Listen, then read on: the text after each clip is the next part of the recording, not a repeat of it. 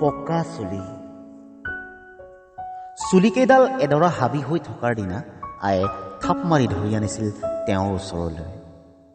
খেলি আহি ঘামি থকা ল'ৰাটো কোলাত বহুৱাই হাবিডৰাত বিচাৰিছিল ক'লা গৰু এজনী।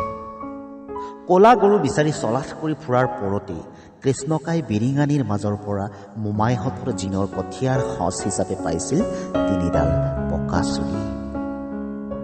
চুলিৰ কাৰণে বিলাত ফেৰত বুলি খ্যাত ধুনীয়া ককাৰহে তই যি নাতি। আয়ে বায়ে তেতিয়াই ৰচিছিল কাহিনী। এতিয়া সেই দীঘল কাহিনী ধাৰাবাহিক হৈছে, কবিতা হৈছে কোনো গল্পৰ আৰম্ভণি।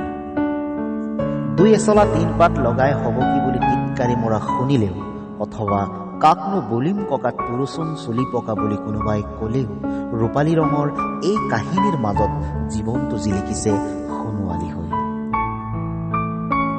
পৰিপক্কতাৰ চিন এই ৰূপোৱালী 3ডালৰ পৰা 30ডাল, 30ৰ পৰা 300, 300ৰ পৰা 3000 এনেকৈ এতিয়া কেঁচা চুলি আছে 3ডাল।